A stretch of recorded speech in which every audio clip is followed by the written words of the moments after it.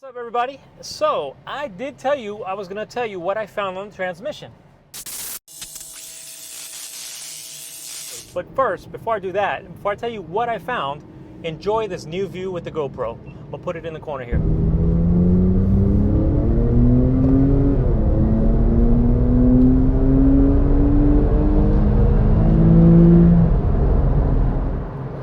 I love it, love it.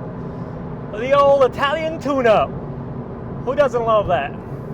So let me tell you what I found on the transmission. And it was just pure coincidence when I found this. So I was looking at PDK stuff and when services were due and just random general information, right? And what I found purely by coincidence was that I had severely under-torqued the transmission bolt. The main bolt that I showed you in the last video that holds the transmission, is the front of the transmission to the chassis. It was under-torqued significantly. And so I retorqued it and everything, like the car is so much tighter now, transmission-wise. Now I still have some clunking and I want to talk about some things related to the PDK. So I've had a few conversations with some people on YouTube. I've been told this before from Porsche that the PDKs are clunky, and I've known that for a long time. The PDKs are clunky. And overall driving experience, the PDK is driving just fine. It shifts up, it shifts down. Overall, it's a good experience. Does it clunk? Yes. That is worrisome. You think there's something wrong with the car. I try to, because I am a very attention to detail kind of person, so little things, little noises, little clunks, little movements bother me. I gotta know. I'm one of those people, like I can't have a notification on my phone. If I have a notification on my phone, I freak out. When I see little things like that, see or feel things like that, it gets my attention. And what I try to do, and it's challenging at times because of how I am, is try to generalize it. Try to say, well, how's the car driving overall? Does it shift up and down? Yes. Is there a gear that doesn't work? No, everything works. Does it go in reverse? Does it go in drive? Does it shift 1 through 7 and back and forth? Yes, totally. Is it making any abnormal noise? Just normal driving? Absolutely not. So don't worry about it. And when I say don't worry about it, it's because the clunking is not getting worse. It's just there. It's the same clunk I've had in this car since I bought this car. So it has not gotten worse. I need to just relax on it and not worry about it. I am planning on doing a transmission service, the full transmission service, the PDK clutch fluid and gear oil. So you guys can go to YouTube and there's 1,000 videos on this stuff. Well, maybe not 1,000, but there's a lot of videos on there. There's even a bunch of DIY videos. So just so you're aware, if you're not, the PDK clutch itself, the clutches, it's dual clutches, they use fluid. And it's ATF fluid. And that's fluid is just to give the clutches hydraulic pressure. That's what their job is. And I guess to lubricate as well. But they don't mix with the gear oil. The gears themselves, gears 1 through 7, including the reverse gear, all use gear oil. It's a separate chamber inside the PDK that has a filter. So that brings me back to my torquing thing. So when I did the flex disc, and I was doing something else, and I'm gonna put a picture of what I was looking at. I was looking at this here. So what you guys are looking at on the screen, and that led me to believe that you should torque that bolt to 48. And actually, looking at the picture, I saw the two. You see it says torque the chassis mount bolts that are for what are they, 16 millimeters. Torque those all to 48 foot-pounds, and then it shows 2 bolts, going through the top. I just assumed when I looked at that picture, those 2 bolts going through the top was just an old picture, because that's how the transmission mount used to be. It used to have 2 bolts going through it, not 1. Well, those 2 bolts that are in this diagram are actually the vertical bolts.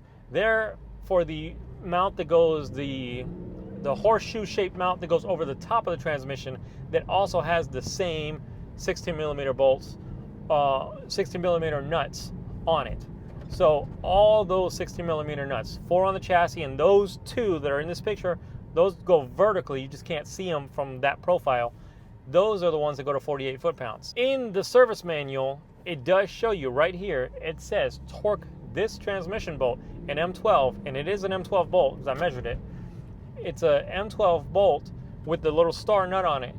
Torque that to 89 foot-pounds. So that's what I went back and did. I torqued it to 89 foot-pounds, and the difference in transmission movement and tightness of it was night and day. It's so much tighter. Does it still clunk? Absolutely, it still clunks. Clunks did not go away. But the clunks I don't think are from the transmission movement. The clunks are internal. The clunks are, in my opinion, I think the traction control unit, or not traction control unit, the transmission control unit is telling the clutches when to engage and disengage, and I think they're just slamming. Honestly, that's what I think. I did hear something else. I don't know if this is true. I've heard that the PDK transmission, and if there's any Porsche specialist, or if you guys have a friend that's an actual Porsche mechanic, see if you can find out. And if I find out, I'll tell you, but I've asked and I haven't been able to find out. But I've heard that the PDK transmission uses a dual mass flywheel, and that flywheel has a special grease inside it, and when that grease comes out, or the grease leaks out, that you'll start getting more and more clunks. And the clunkiness that you feel on downshifts is from that dual mass flywheel not having proper grease. I don't know if that's true. I don't know how to verify it. You can't verify it in the car. The only way to verify that flywheel has grease or not is to take the transmission out of the car, which I'm not going to do. So if you guys know the answer, let me know in the comments. I don't know. So that could be why I have clunking. I also just think it just needs a really good service. About 25,000 miles ago, I did all these services. I did both the fluid in the clutch and the transmission, and it drove a little bit better, but not really.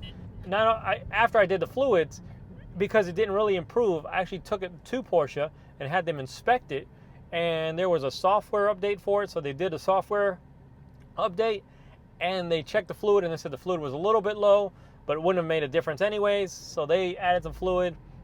It was good for about 5 miles, and then went back to its normal clunkiness. It hasn't gotten worse since I've owned the car. It's exactly the same. Ooh, look at the Ferrari. There's a Ferrari. I don't know what kind that is right there. I'm gonna roll out, see if he keeps up. So one other thing that's got me curious is, if you go to Pelican Parts, or Pelican Parts YouTube video, or YouTube channel, they have a video on here where they talk about reinstalling that bolt. And when they reinstall the bolt, it says the torque is 63 foot-pounds. I don't know if that's correct. It is significantly tighter now with the proper torque of 89 foot-pounds. So that's what I found with my car. It wasn't a big deal. So now I'm on the way to the airport. I haven't flown in over a month. Last time I flew was with my cousin, who lives on the East Coast. I was gonna bring my dogs with me, but it's a little hot today, and these airplanes don't have air conditioning, so I didn't want to put them in a hot airplane. And the other thing is, I need to go do a couple multiple takeoff and landings because I want to maintain my currency. Like I said, I haven't flown since I flew with my cousin last, so it's been a little while. So today I'm not going to go any far distance. I'm going to take off from this airport, and I'm going to go to the north, probably north or south. I haven't decided. There's 2 different airports. I'm just going to pick based on how many airplanes are in that area, and go practice some takeoff and some landings and just general flying. I'm taking the smaller plane today, the 152, the smaller, lighter airplane, because it's cheaper. And I'm only going by myself. I have no one else with me, so there's no real reason to have the bigger 4-seat, more comfortable airplane. All right, guys, that's what I found with the car, and nothing super crazy. Something that just to consider, that if you're messing with this, if you're doing the function first inserts or some other type of insert, make sure that all the bolts are properly torqued. For whatever reason, this 997.2 car generation, it knows when you don't torque something properly, and it lets you know that something's not right. But then when you torque everything properly, Car runs and drives great, like it's doing right now. So I will catch you guys on the next video. So have a good week. Enjoy yourselves. Be kind to everybody. And like I always said, I don't know what the next video is going to be about. This time I really don't. Last time I did know what this video was going to be about. I don't know what the next video is going to be about. So we'll when we decide and we figure that out, we'll let you know. Catch you guys later. Thank you for watching.